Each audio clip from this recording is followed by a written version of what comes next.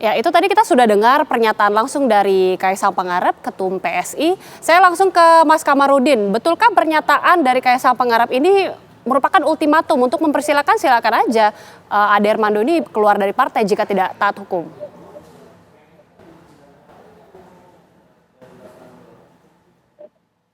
Mas Kamarudin, suaranya masih belum terdengar audionya?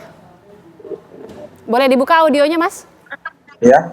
Ya, oke. Pada prinsipnya PSI ya menghormati ya konstitusi.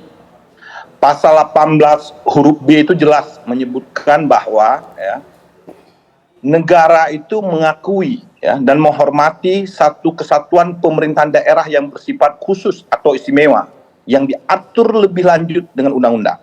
Itu jelas konstitusi ya. Pasal 18B ya amandemen yang keempat.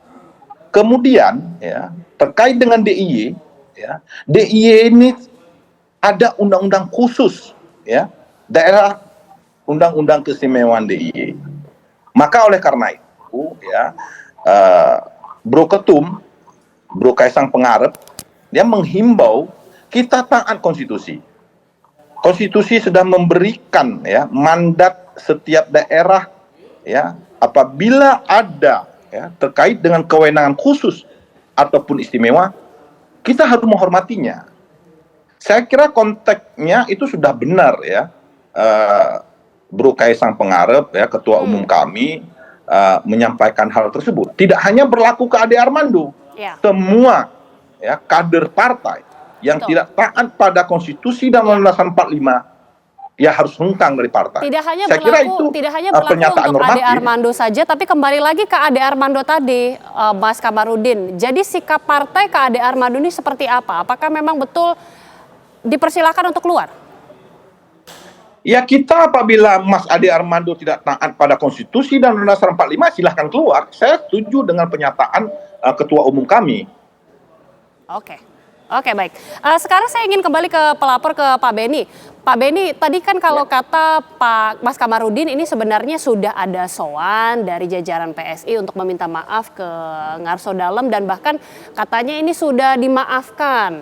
Jadi dari pelapor, dari masyarakat ini apakah tetap akan memproses hukum? Karena kan sejauh ini sudah ada permintaan maaf dan sudah dimaafkan juga. Apa yang sebenarnya diinginkan dari pelapor ini? Ya. Jadi kalau PSI minta maaf, saya rasa yang bersangkutan mewakili ataupun kuasa dari Ade Armando. Jadi kami melihat termasuk WhatsApp dari Ade Armando sampai hari ini tidak ada permintaan maaf, bahkan tidak menyesali hal itu. Artinya dari pelapor dan mungkin sejumlah masyarakat Jogja ini menginginkan bahwa Ade Armando yang meminta maaf langsung, seperti itukah? Ya, jadi prinsipnya kami proses hukum ini jalan terus karena pertimbangannya bahwasannya supaya kejadian ini tidak terus berulang dan berulang karena cuitan-cuitan Ade Armando yang pernyataan Ade Armando yang terlihat menyakiti warga Jogja gitu ya. Sehingga tentu ini harus dilakukan efek jera. Oke, baik. Sekarang saya ingin ke Mas Heri. Ini kan kalau kita lihat tampaknya sebenarnya pelaporan ini ujungnya ingin menginginkan Ade Armando ini meminta maaf. Tapi kalau kita sudah dengar, sudah ada sowan dari PSI dan sudah ada penerimaan maaf lah dari Ngarso Dalem sendiri. Ini apakah proses hukum ini akan tetap bisa menjerat Ade Armando dengan serangkaian peristiwa seperti ini? Ya, kalau kita bicara pertanggungjawaban pidana, Mbak Agita, ini lebih kepada individu ya. Jadi tidak bisa diwakilkan. Apalagi permintaan maaf tadi kan jelas diminta untuk kemudian tidak mengulangi lagi. Ini berarti kan sudah ada catatan yang tidak baik juga terhadap yang bersangkutan ya, bahwa dan ini mendekati waktu pemilu perlu kita ingatkan untuk menjaga kondusivitas.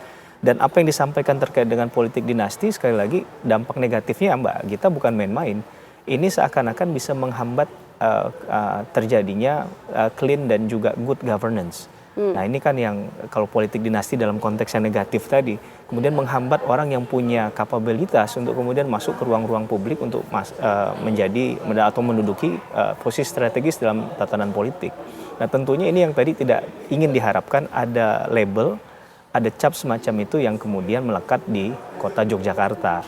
Nah, maka kalaupun permintaan maaf ini harus dijelaskan dengan baik. Tadi saya katakan filsafat bahasa dalam menyampaikan komunikasi itu kan ada ilokusi, perlokusi tadi kan. Berarti ketika bicara ini niatnya apa menyampaikan itu. Kemudian tanggapan atau respon dari yang menyampaikan apa. Dan perwujudan dari bahasa yang disampaikan itu juga harus jelas. Nah, ini kan berarti apa yang sudah terjadi, yang sudah disampaikan oleh Pak Ade Armando harus dijelaskan kepada bukan hanya masyarakat Jogja sekarang, kepada seluruh masyarakat Indonesia. Dan tentunya kita tidak berharap Indonesia akan kemudian mengalami hal yang sama di wilayah yang lain. Ini di wilayah Jogja. Kita harap ini pertama dan terakhir kali. Bagaimana kemudian dengan restoratif justice? Ya, ini yang mungkin akan dikembalikan kepada tujuan dari pelaporan ini ya. Saya nggak tahu, tapi kalau kita kembali kepada budaya Jogja yang mungkin ulas asih lembut ya, ini yang juga dimiliki oleh seluruh wilayah bangsa Indonesia. Saya rasa ini akan jadi titik temu untuk kemudian ada islah atau perdamaian tadi lewat mekanisme hukum adalah restoratif justice. Tapi sekali lagi tentunya jangan sampai ini dianggap sebagai satu hal kecil ya. Karena apa yang disampaikan oleh seseorang itu kan dampaknya besar. Dan tadi mungkin orang memaafkan tapi tidak untuk melupakan, forgive not forget begitu. Nah, ini juga menjadi persoalan yang saya rasa di belahan Indonesia manapun baik di barat maupun di timur tidak pernah memperkenankan hal-hal semacam ini. Dan ini jadi hal yang kontraproduktif bagi proses partai politik yang bersangkutan ya di PSI misalnya. Dan ini kan juga harus jadi concern bagaimana partai politik mendidik untuk katakanlah mereka yang ada di dalam naungannya itu juga bisa tadi menunjukkan sikap-sikap yang taat pada hukum, kemudian juga menjunjung tinggi penghargaan dan penghormatan terhadap setiap hak asasi manusia. Apalagi dalam konteks ini sudah ada dalam narasi yang disampaikan dalam Undang-Undang Dasar 1945. Jadi no debate lagi terhadap keistimewaan Yogyakarta. Kalau gitu saya akan langsung tanyakan kepada Mas Kamarudin berkaitan dengan apa yang sebenarnya diinginkan oleh pelapor tadi sebenarnya sederhana. Pak Ade Armando atau Ade Armando ini meminta maaf langsung, secara tulus begitu. Jadi komunikasi antara Ade Armando dan partai sebenarnya seperti apa? Apakah sudah disampaikan mungkin hal ini bisa memulihkan konflik ini? Jadi ya Bang Ade Armando itu, Mas Ade Armando itu kan hanya caleg PSI ya. Kemudian caleg DKI. Ya. Beliau itu adalah caleg DKI. Ya. Tidak lebih daripada itu ya. Tapi kemudian ya kita setelah kita mendapatkan tuntutan ya ataupun aspirasi dari saudara-saudara kami dari Yogyakarta, dari Jogja ke DPW, kami langsung ya menyampaikan aspirasi saudara-saudara kami dari DIY ke DPP untuk meneruskan ke Mas Ade Armando ya. Kami ya sudah diberitahukan bahwa DPP ya sudah mengambil ya langkah-langkah konkret ya.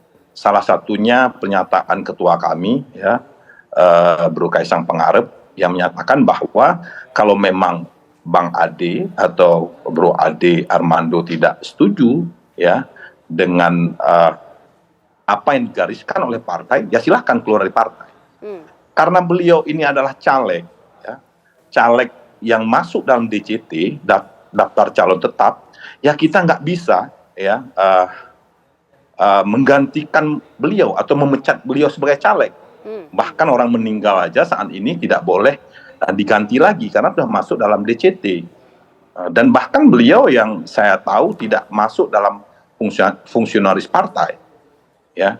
Jadi pada prinsipnya kami ya DPW PSI DIY sudah meminta ya kepada DPP sudah meneruskan aspirasi saudara-saudara kami dari Yogyakarta ke DPP untuk menindaklanjuti permintaan dari warga Yogyakarta. Oke. Saya kira itu karena memang ini adalah tahun politik ya, ini tahun politik ya yang terus digoreng ya. Oke, baik. Juga kita bisa memahaminya ya. Baik, terakhir dari pelapor bagaimana kemudian langkah selanjutnya? Pak Beni?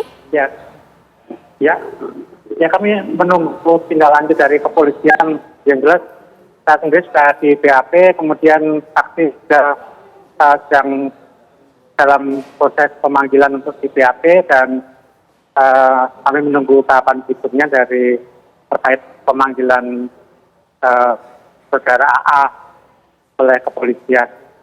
Baik, kita akan tunggu prosesnya dan mudah-mudahan ada titik temu dari peristiwa ini. Terima kasih sekali lagi Pak Beni, terima kasih juga Mas Kamarudin dan tentunya terima kasih Mas Sama-sama. Heri Firmansyah sudah bergabung bersama kami di Apa Kabar Indonesia Malam.